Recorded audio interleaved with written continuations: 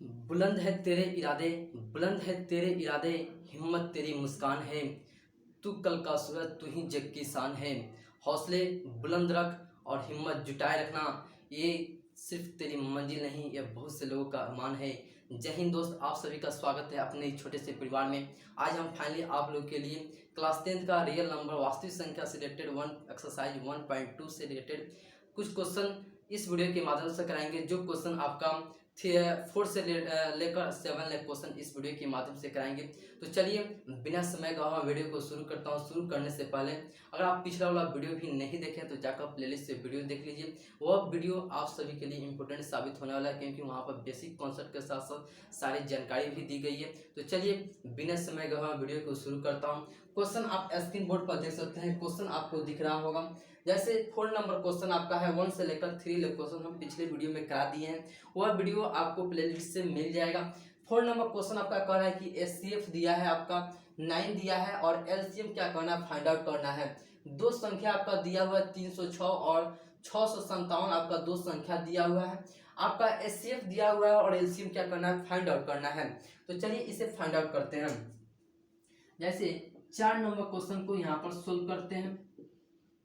अब देखिए, जैसे आप लोगों को पढ़े होंगे कि दो संख्याओं बराबर एचसीएफ गुने एलसीएम, उसी प्रकार से यहाँ पर भी होगा। जैसे दो संख्या है आपका, जैसे एचसीएफ या एचसीएफ गुने एलसीएम बराबर होता है दो संख्याओं के योग के बराबर, दो संख्याओं के प्रोडक्ट के गुणनफल के बराबर होता है। तो n1 गुने n2 के बराबर होता है। मतलब दो संख्याओं का गुणनफल आपका एचसीएफ गुने एलसीएम के बराबर होता है।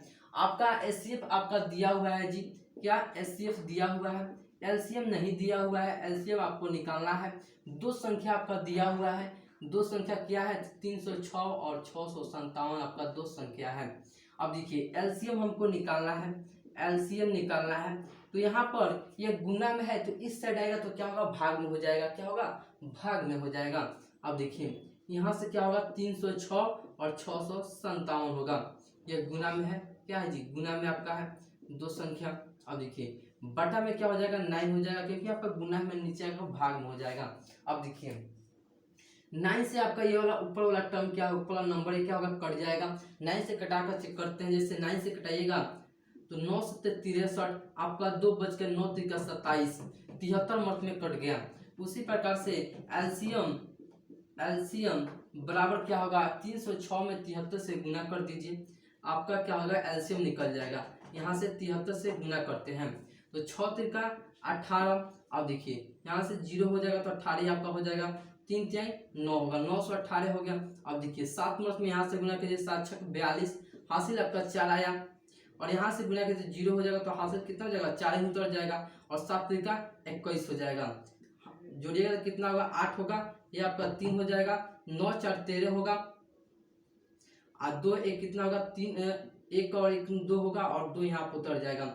22 338 होगा, 22,338 आपका फाइनली आपका आंसर होगा। यह क्या होगा, आपका एलसीएम होगा। क्वेश्चन 1 आपका क्या करा था, सिर्फ आपका करा था एलसीएम निकालने को ही करा था। तो एलसीएम क्या होगा, 22,338 आपका एलसीएम होगा। इस प्रकार से आपका क्या होगा, आंसर हो गया। 5 नंबर क्वेश्चन आपका क्या कर रहा है, 5 नंबर क्वेश्चन आप पढ़ सकते हैं।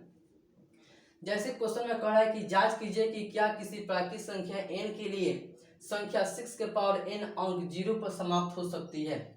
यह कहना आपको सिद्ध करना है। तो आपको पता होगा, जैसे अगर कोई प्राकृतिक संख्या है तो प्राकृतिक संख्या का जो आप फैक्टर कीजिएगा, या तो 2 और 5 आएगा तो आप कर दीजिएगा कि वो संख्या क्या है, वह 0 पर समाप्त हो सकती है। और 0 पर जो संख्या समाप्त हो रही है, जैसे 5 नंबर क्वेश्चन को हम यहाँ पर बनाते हैं, इसको हम मिटा देते हैं। 5 नंबर क्वेश्चन को यहाँ पर सोल्व करते हैं। अगर हम यहाँ पर करें, अगर 6 के पावर n का अगर हम इसका फैक्टर करें, अभाज्य गुणनखंड किसका, 6 के पावर n का, तो 6 के पावर n का अभाज्य यहाँ पर लिख सकते हैं। 6 के पावर n का यहाँ पर सोल्व, 6 के पावर n का अभाज्य गुणनखंड, अभाज्य गुणनखंड,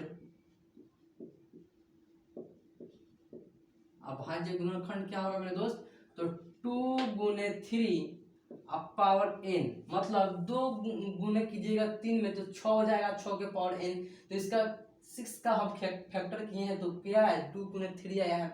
उसी प्रकार से अगर कोई संख्या अगर 0 पर समाप्त हो रही है, जैसे अगर कोई संख्या 0 पर समाप्त हुई है तो उसका अभाज्य गुणनखंड क्या होगा 2 गुने 5 होता। क्या होता 2 गुने 5 होता। तो आप यहाँ पर लिख सकते हैं अगर कोई, चूंकि यहाँ पर लिखिए अगर कोई प्राकृत संख्या शून्य पर 0 पर समाप्त होती है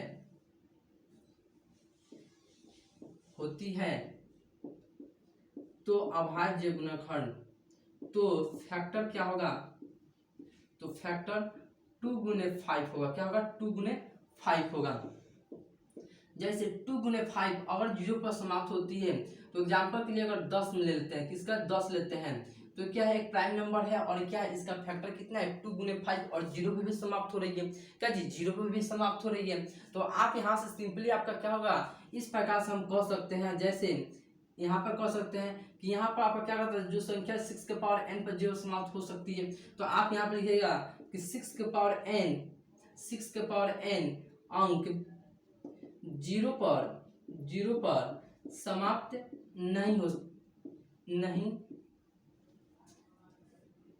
नहीं होगी। ये आपका क्या होगा फाइनली आपका प्रूव हो गया। क्या होगा प्रूव हो गया। इस प्रकार से आप क्वेश्चन को सोल्व कर सकते हैं। इस प्रकार से आपका कोई भी आपका संख्या क्यों न दे दिया हो, अगर उसका अभाज्य गुणनखंड आपका कीजिएगा, उस अभाज्य गुणनखंड में आपका 2 और 5 आ जाए, अगर 2 और 5 आ जाए तो आप कह दीजिएगा वो क्या हो 0 पर संख्या समाप्त हो जाएगी। अगर आपका नहीं आएगा 2 और 5 तो आप कहिएगा वो संख्या समाप्त नहीं होगी। इस प्रकार से आपका 4 और 5 क्वेश्चन सोल्व हो गया। 6 क्वेश्चन को बनाते हैं, इसे झट से आप लिखिए फिर मिटाते हैं। 6 क्वेश्चन को बनाते हैं।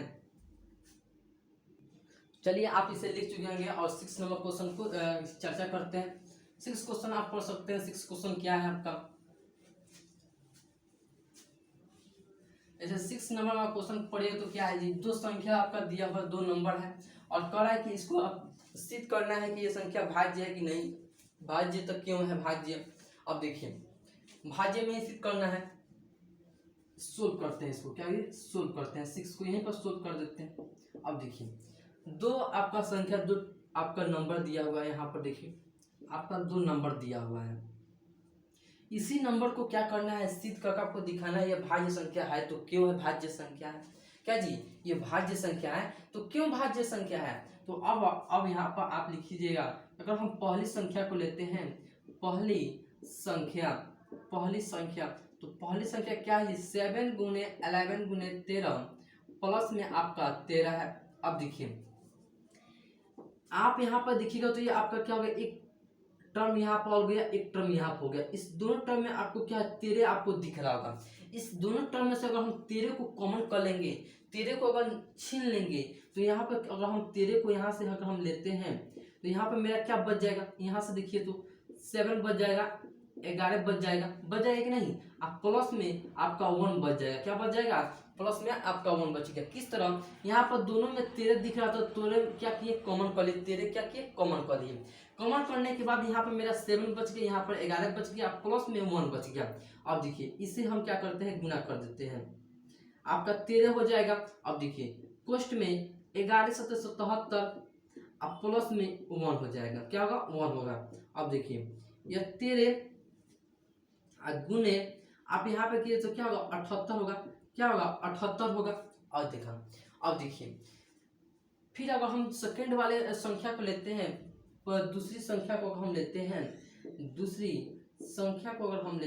दूसरी संख्या तो दूसरी संख्या क्या है जी 7 गुने 6 गुने 5 गुने 4 गुने 3 गुने 2 फिर 1 है फिर गुने 5 है। अब देखिए इस आपको संख्या में डबल संख्या क्या दिख रहा है जी, बोलिए तो डबल संख्या आपको 5 दिख रहा है। क्या दिख रहा है 5 दिख रहा है। अगर हम इसमें से अगर 5 कॉमन कर लें, क्या जी अगर हम 5 अगर कॉमन कर लें इस सारे टर्म में से तो क्या बच जाएगा मेरा 7 बच जाएगा, गुने 6 बच जाएगा, गुने आपका यहाँ पर 1 बच जाएगा, यहाँ पर क्या बच जाएगा 4 बचेगा, फिर आपका 3 बच जाएगा, फिर आपका 2 बच जाएगा, फिर आपका 1 बच जाएगा, 1 बच जाएगा। इसे कुछ में कर दीजिए। अब देखिए अगर आप इसे गुना करना चाहते हैं तो इसे गुना कीजिए। क्या जी, अगर इसे गुना करिएगा तो 7 छक 42 और 42 में 4 से गुना कीजिए, 42 में 4 से गुना कीजिए, 4 दूनी 8 और 4 चौका 16, 168 हुआ यहाँ तक। फिर आपका क्या कीजिए 3 और 3 दूनी 6 मत में गुना कर दीजिए यहाँ से। 8 छक 48, 4 बचेगा हासिल, 6 1 36 और 4 40, 4 बचेगा हासिल, 6 गुण 6 और 4 10, 1008 हुआ। कितना हुआ 5 गुने 1008 हुआ। कितना हुआ 1008 हुआ। अगर आप इस दोनों को गुना भी करना चाहते हैं तो आप गुना कर सकते हैं। क्या जी, इस दोनों को गुना कर सकते हैं, गुना कर सकते हैं। जैसे अगर इसे भी गुना करके आपका हो जाएगा तो आप यहाँ पर लिख सकते हैं कि चूंकि दो संख्याएं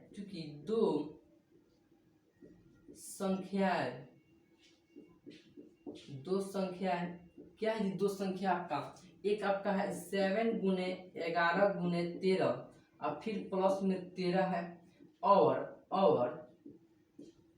एक संख्या क्या है 7 है, गुने 6 गुने 5 गुने 6 गुने 5 गुने 4 गुने 3 गुने 2 गुने 1, फिर आपका क्या है जी गुना में आपका 5 है। क्या है, गुना में आपका 5 है। अब देखिए ये दोनों संख्या क्या होगा, भाज्य होगा। दोनों संख्या क्या होगा, भाज्य होगा,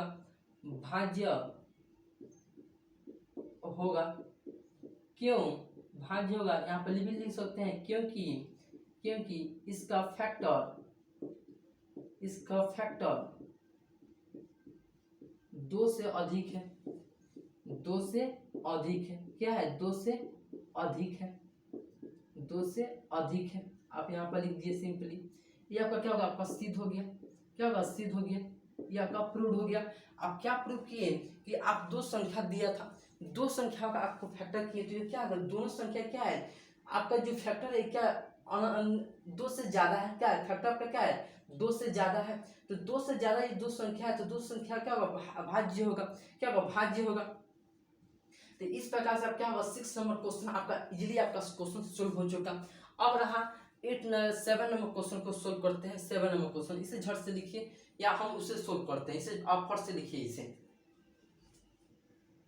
चलिए आप इसे लिख चुके होंगे। अब देखिए 7 नंबर क्वेश्चन है। 7 नंबर क्वेश्चन आप इजीली पढ़ सकते हैं। 7 नंबर क्वेश्चन आपको दिखाई बोर्ड पर नहीं देखा, हम क्वेश्चन को पढ़ देते हैं, आप बुक में भी फॉलो कर सकते हैं। जैसे क्वेश्चन आपका कह रहा है कि किसी खेल के मैदान के चारों ओर एक वृत्ताकार पथ है और इस मैदान का एक चक्कर लगाने में सोनिया को 18 मिनट लगते हैं, जबकि इसी मैदान को एक चक्कर लगाने में रवि को 12 मिनट लगते हैं। मान लीजिए वे दोनों एक ही साथ, एक ही स्थान, एक ही समय पर चलना प्रारंभ करें, एक ही दिशा में चलते हैं, कितने समय बाद वे पुनः प्रारंभिक स्थान पर मिलेंगे। सिंपली आपका क्वेश्चन है। आपका क्वेश्चन को आप यहाँ पर लिख सकते हैं। जैसे यहाँ पर हम क्वेश्चन को बनाते हैं 7 नंबर क्वेश्चन को यहाँ पर हम सोल्व करते हैं। जैसे क्वेश्चन आप करें एक चक्कर लगाने में सोनिया को 18 मिनट लगते हैं। एक चक्कर अकॉर्डिंग टू क्वेश्चन के अनुसार, क्वेश्चन आपका दिया हुआ है एक चक्कर लगाने में सोनिया को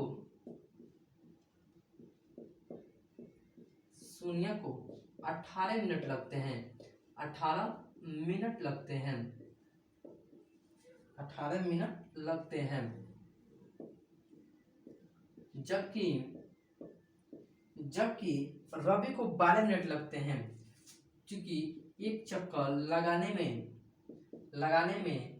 रवि को 12 मिनट लगते हैं। 12 मिनट लगते हैं। आपका दो संख्या, एक आपका 18 मिनट है, एक 12 मिनट है। और देखिए इसी दोनों संख्या को अगर हम एलसीएम निकाल दे, क्या जी एलसीएम निकाल दे, तो तो मेरा जो समय है, जो एक समय पर आप प्रारंभिक स्थान पर पहुंचेंगे, वो समय क्या होगा, फाइंड आउट हो जाएगा। क्या होगा, फाइंड आउट हो जाएगा। अगर हम इस दोनों संख्या को एलसीएम निकालते हैं, तो एलसीएम क्या करते हैं, अगर हम अभाज्य गुणनखंड से निकालें, अभाज्य गुणनखंड से, तो 18 का फैक्टर कीजिएगा। क्या जी, 18 का फैक्टर कीजिएगा। तो इसका फैक्टर कीजिएगा तो क्या होगा, 2, क्या होगा 2 गुने 3, 3 दूनी 6 और 6 3 18, आपका फैक्टर क्या हो गया, 2 गुने 3 हो गया। अब देखिए एक आपका क्या बच गया, 12 बच गया। अब इस 12 का भी क्या करते हैं, फैक्टर करते हैं। तो 12 का फैक्टर कीजिएगा तो आपका क्या आएगा जी, तो 2 गुने 2,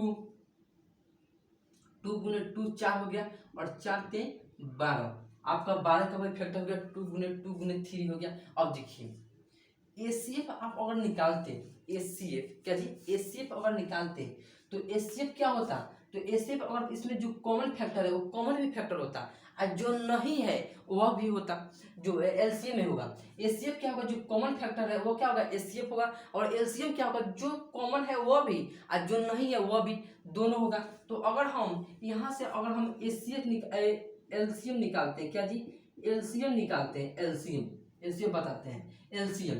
तो एलसीएम अगर निकालते हैं, दोनों कॉमन है, देखिए 2 और यहाँ पर भी कॉमन है और 3 यहाँ पर भी है।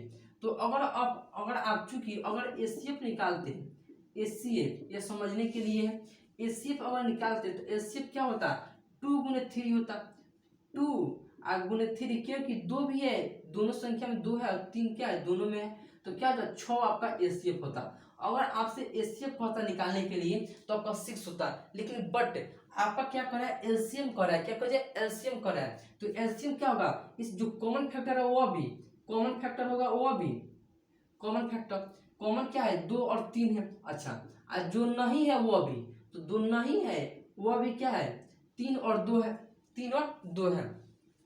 अब इसे गुना कर दीजिए, 3 दूनी 6, 3 दूनी 6 और 6 3 18, 18 दूनी 36, 36, कितने 36 मिनट समय लगेंगे, कितने जी, 36 मिनट समय आपका लगेगा, उस एक दूसरे को एक जगह पर क्या होगा, पहुंचने में लगेगा। 1 सेकेंड, और 36 मिनट को क्या होगा, 36 मिनट आपका समय लगेगा, 36 मिनट समय लगेगा। इस प्रकार से आपका क्या होगा, आपका ये फाइनली आपका आंसर हो गया। क्वेश्चन आपका क्या करता कि दो आपका था लोग, एक सोनिया थी, एक रवि थी। रवि आपका वह एक चक्कर लगाने में 12 मिनट लेता था, जबकि सोनिया आपको एक चक्कर लगाने में 18 मिनट लेती थी। और कहा था क्वेश्चन में कि वो कितने समय में क्या होगा, दोनों आपको एक ही जगह पर आपको क्या होंगे, पहुंच जाएंगे। तो क्या किया, सिंपली आपका यहाँ पर 18 और 12 का फैक्टर कर दी। फैक्टर करने के बाद जो कॉमन होता है, दोनों में अगर कॉमन होगा तो आपका एचसीएफ होगा। अगर कॉमन भी और जो कॉमन नहीं है वो भी क्या होगा, तो एलसीएम होगा। तो आपको एलसीएम निकालना है, तो एलसीएम आप निकालिएगा तो आपका क्या होगा, 36 आपका फाइनली आएगा। और 36 मिनट समय लगता है इस दोनों को एक स्थान पर पहुंचने में। इस प्रकार से आपका क्वेश्चन 1 एक्सरसाइज का 1.2 जो आपका एक्सरसाइज है उससे 1 से लेकर 7 तक क्वेश्चन इजीली आपका क्वेश्चन सोल्व हो गया।